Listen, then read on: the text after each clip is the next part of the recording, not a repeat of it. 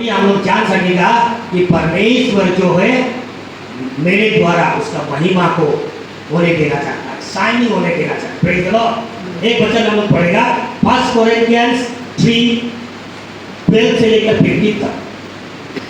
अपना बाइबल में आप निकाल के उसको पढ़िए। 1 कोरिन्थियंस 3 उसका 12 से लेकर के 13 में यहाँ पे क्या बोला है? यहाँ पे आपका बाइबल में आप अच्छा से पढ़ के देखिए। यहाँ पे बोला है जो भी चीज है आपका लाइफ कैसा है उसको प्रूव करने के लिए आपको एक फायरी एक्सपीरियंस में जाना पड़ता है। Praise the Lord. यहाँ वचन में लिखा है अब तांबा है या पितल है या गोल्ड है, उसको जानने के लिए आपको फायरी एक्सपीरियंस में, वो आपका एक्सपीरियंस में जाना होता है। बोला प्रेज़ द लॉर्ड। और हर एक की जिंदगी में यीशु मसीह वो एक्सपीरियंस लाना चाहता है। Praise the Lord. हर एक की जिंदगी में वो एक्सपीरियंस है बोल के वहां पे लिखा है। उस दिन जब जलेगा, आप जब वो आग में जलेगा तभी पता चलेगा आप सोना है कि पितल है कि तांबा है, उस दिन ही पता चलेगा। बोला प्रेज़ द लॉर्ड। जब सोना अब आग में जलेगा तो शाइनिंग करता है। Praise the Lord. लेकिन तांबा शाइनिंग नहीं करेगा, पितल शाइनिंग नहीं करेगा, ब्रॉन्ज शाइनिंग नहीं करेगा, वो गल जाएगा। लेकिन सोना अगर है तो शाइनिंग करेगा। Praise the Lord. आपको सोना बनाने के लिए, आपको यूजफुल वेजल बनाने के लिए वो फायरी एक्सपीरियंस में, वो जलने वाला आग का एक्सपीरियंस में गुजरना बहुत जरूरी है। बोला प्रेज़ द लॉर्ड। हालेलुया। आप और हम सोच रहे होंगे अरे ये तकलीफ मेरी जिंदगी में क्यों है, ये समस्या मेरी जिंदगी में क्यों है, मैं इस प्रकार से क्यों मेरे लाइफ में हो रहा है। परमेश्वर बोला है सबको वो आग में गुजरना पड़ता है। बोला प्रेज़ द लॉर्ड। हालेलुया। वो आग से जब तक आप नहीं गुजरेगा तब तक आप क्या है उसको पता नहीं चलेगा। बोला है प्रेज़ द लॉर्ड। उसको अच्छा से पढ़िए घर में जाके।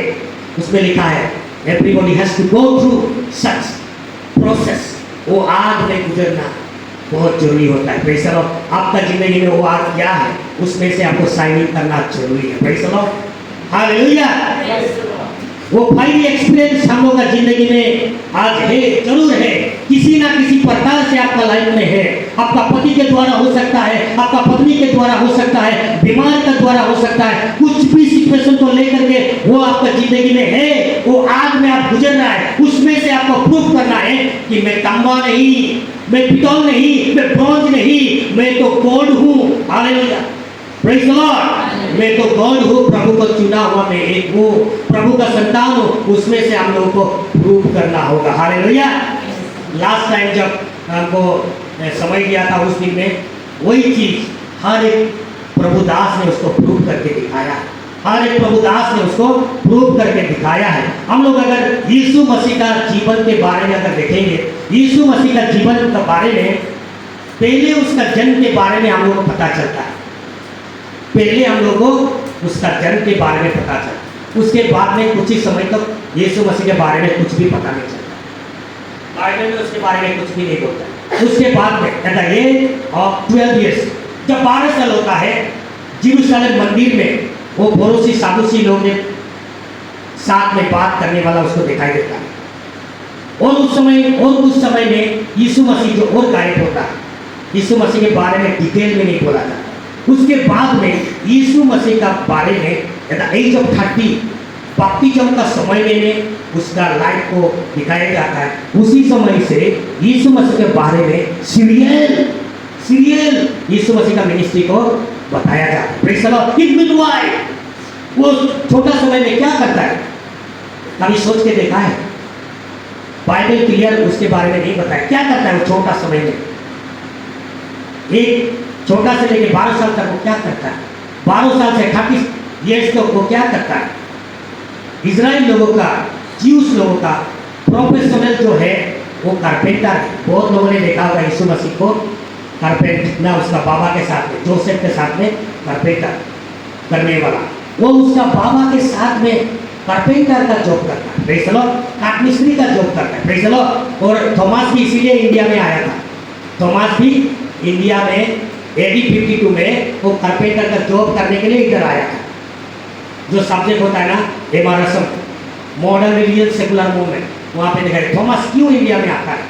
The history of Christianity in India, Thomas भी इसीलिए आता है। थॉमस कोई प्रचार करने के लिए वो इंडिया में नहीं आता, उसको एक चांस मिलता है, उसके अंदर में यीशु मसीह है, प्रचार करने के लिए वो मौका ढूंढ रहा था, लेकिन उसको यहाँ में राजा का एक घर बनाने के लिए उसको भेजा। उन लोगों का प्रोफेशन है, यीशु मसीह भी वो काम को करता। यीशु मसीह उसका फैमिली में सबसे पहला लड़का था। यीशु मसीह जो सबसे पहला लड़का है, वो पवित्र आत्मा के द्वारा जन्म पाया गया परमेश्वर का पुत्र था। लेकिन दूसरा जो है, वो लोग दुनिया में जैसे कि माँ पिता की रहता है, उस समय में उस प्रकार से उसका भाई बहन बहुत था, उसके बारे में बहुत नहीं बताता, लेकिन उसका फैमिली वो सबसे बड़ा था ज्यूस में। और हम लोग के बीच में भी जब आदमी बड़ा होता है, बड़ा का पूरा फैमिली का रेस्पॉन्सिबिलिटी लेना पड़ता है। वही पूरा फैमिली को देखेगा, वही पूरा फैमिली को चलाएगा और पूरा फैमिली को देखभाल करेगा। बड़ा में वही ज्यूस का बड़ा जो लड़का होता है वही रेस्पॉन्सिबिलिटी लेता है। यीशु मसीह परिवार के बड़ा होने के कारण वो पूरा परिवार को फीड करना पड़ता था, क्योंकि जोसेफ जो बहुत एजेड था, मरियम जो बहुत कुंवारी था, लेकिन जोसेफ जो बहुत एजेड आदमी था, बहुत एज था, वो बहुत साल होने वाला एज वाला था। इसीलिए यीशु मसीह बहुत बड़ा नहीं होते ही उसका पिताजी जो मर जाता है जोसेफ, तो वो पूरा फैमिली का रेस्पॉन्सिबिलिटी, पूरा फैमिली का दुख, पूरा फैमिली का तकलीफ को वो उठाना पड़ता है, वो काम करना पड़ता है। Praise the Lord.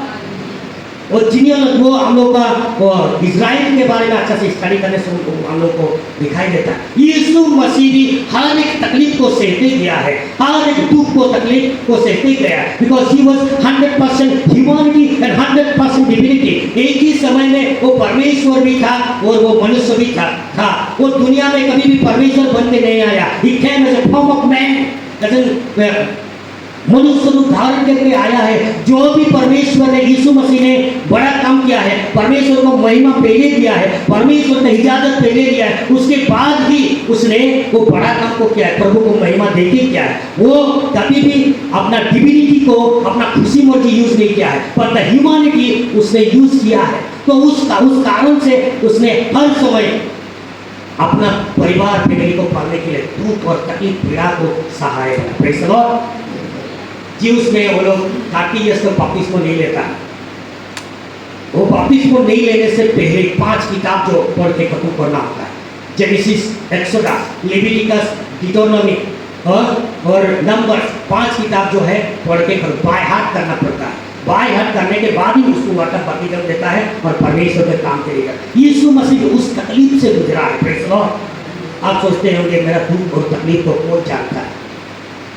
वो सिर्फ फीलिंग्स नहीं है आपका दुख के बारे में, he has an experience, bodily experience है यीशु मसीह का। आपका दुख और तकलीफ को, आपका रिजेक्शन को, आपका प्रॉब्लम को वो बॉडीली एक्सपीरियंस है। Praise the Lord. हालेलुया।